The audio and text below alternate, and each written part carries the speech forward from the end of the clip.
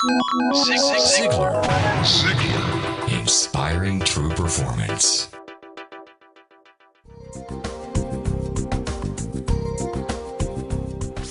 You know, Zig, in listening to you, one of the things I've sensed from you in the short time that we've been able to spend some time together is you are so balanced and disciplined in everything that you do. And for so many of us out there, we have a hard time with discipline, whether it be with our careers, our family, our faith, and different things. What is your wisdom, what is your advice on how to stay disciplined and keep all those things in the proper balance? Well, Dave, I think we start by understanding that if standard of living is your number one objective, quality of life almost never improves. But if quality of life is your number one objective, then standard of living invariably improves. We need to, as businessmen and women, we need to always maintain the home court advantage. And what am I talking about, the home court advantage? Well, in athletics, they talk about it all the time. They play all year before the playoffs. We want the home court advantage. Well, in marriage, home court advantage is, what happens at home. What happens at home impacts what happens on the job. What happens on the job impacts what happens at home. That's where that balance comes in. When I'm at home, I really am at home. But when I'm on the job, I really am on the job. Because of the integrity, I don't have to worry about what I said or did yesterday. I can concentrate what I've got to do and want to do today. You've spoken in the past about making an appointment with yourself every morning to begin some discipline and get your day going and predictable on it every day. Do you also do that same sort of thing at home, where you make yourself an appointment at home? Perhaps at home I make it even more significant, Dave, because I tell you, you've met that pretty red-headed wife of mine. Incidentally, when I talk about her, I always call her the redhead, because she is a decided redhead. One day she just decided, she's going to be a redhead. She actually made a deal with her hairdresser. Look, you keep me in the red and I'll keep you in the black. And so far it's worked out real good. But I think at home there, I generally start my day, I'm up earlier than she is, I generally start my day in prayer and Bible study. God demands that we be first in everything, first with our tithes, first with our time, first with our service. And we put Him first and everything else falls in place. Then the redhead and I generally have about an hour together at breakfast. We read the paper at breakfast. We talk about what's there. We don't have any agenda per se. When we eat out, the best part of the meal for us is after we've finished eating, then we have a quiet cup of coffee. So with that home, firmly in balance, then it makes the other easier. We've recently celebrated our 57th honeymoon. Anniversaries can be boring, but I've never been on a boring honeymoon yet. And we're more in love today than ever before. Have more fun together, talk more. To be honest, one of the reasons that we get along so well is we have that perfect balance. She was the fifth smartest in a class of 400, and I was in the part of the class that made the top half possible.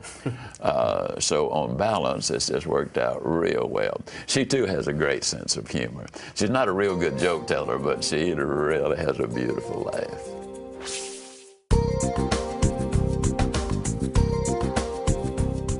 A good follow-up is the question of commitment.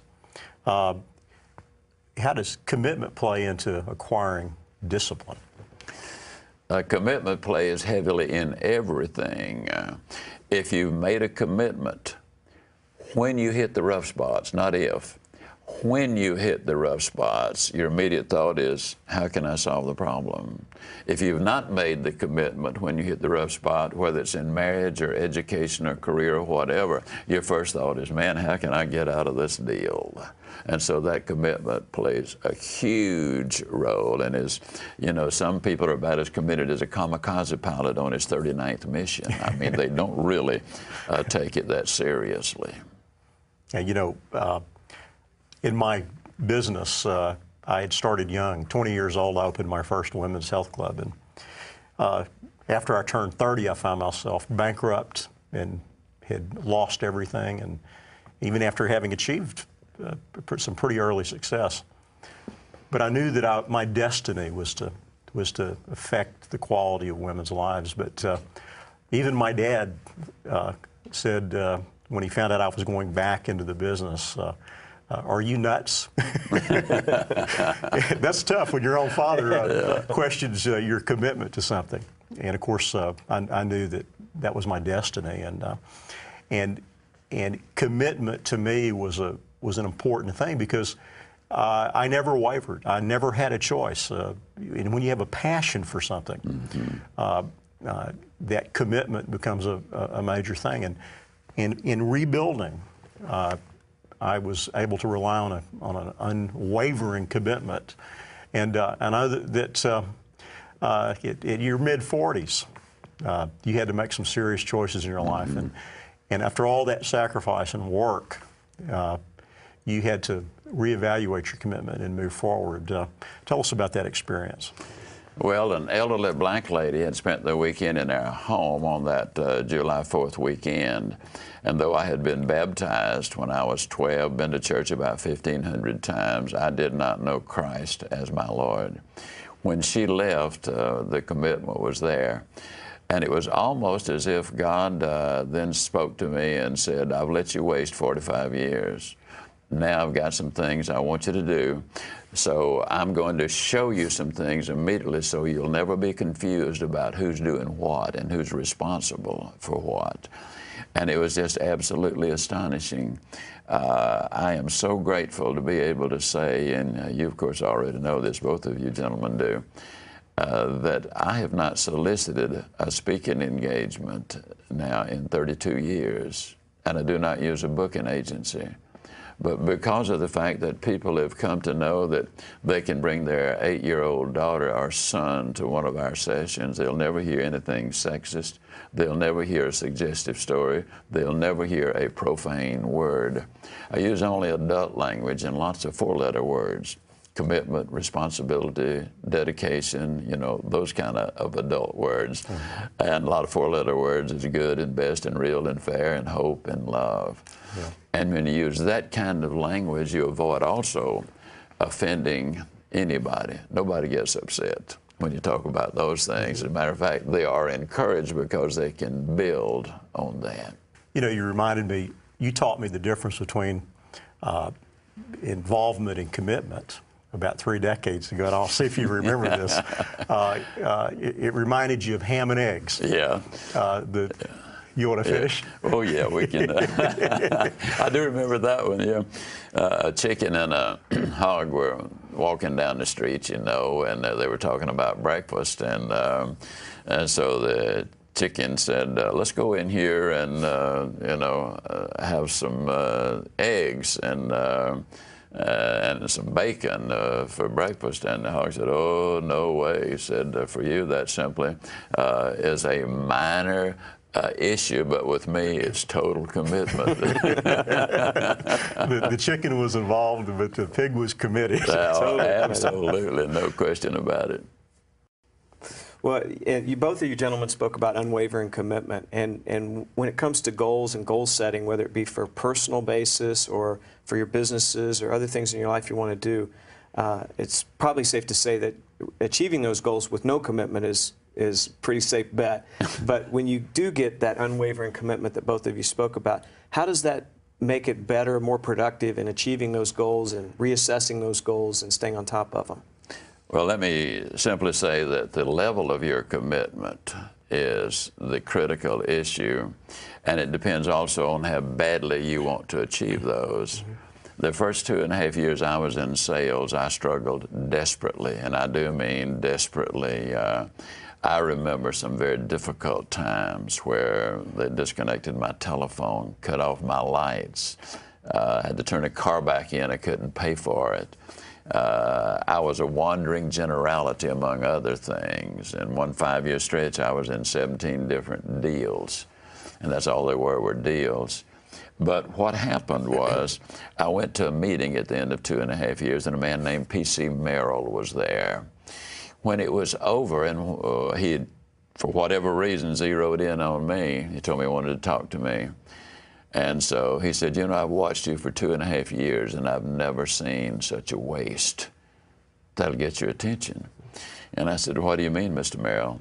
He said, I believe you could be the national champion. I believe you could go all the way to the top, become an executive in this company if you just believed in yourself and went to work on a regular schedule. Well, I was raised with a lot of love, but nobody had ever said things like, you could be a great one, you could be a national champion. But because of his integrity and because of his success, he had written the training program, had set all of the records, I believed him. When I left that meeting, that little car, I was driving a Crosley automobile without a heater, and it was cold. I started not to go to the meeting. But on the way home, that little car never touched the pavement. I mean, it was just something. Had a demonstration that night. There were 3 couples there. They never had a chance. I mean, they were no longer talking with a little guy from a little town. They were talking to the new national champion. I didn't quite make it, but I did finish second out of 7,000 salespeople. The year before, I had not been in the top 5,000. Now, my commitment was I wanted so badly to be successful. The commitment I made was, Mr. Merrill had said, go to work on a regular schedule and believe in yourself. At exactly 9 o'clock every morning, without fail, rain or shine, cold or hot, I was knocking on somebody's door. Now, the interesting thing is, the redhead would ask me, you know, well, where are you going? I said, well, I got an appointment. I never told her the appointment was with myself to be knocking on that door. Now, that year, finishing second and receiving the best promotion the company had to offer, not one time did I ever finish in the top 20. Not one single month, not one single week, top 20. But at the end of the year, I was number 2 because there were no blanks. I sold every single week. That discipline, following the commitment. Now, to be honest, one of the things that was involved, if we had reached a certain sales level by Friday night, I didn't work on Saturday. So the redhead kept pretty careful check on just how the sales were going this week, because she wanted to be taken out to dinner on Saturday night, and we always did that. That's my story, and I'm sticking to it. Zig Ziglar. Inspiring true performance.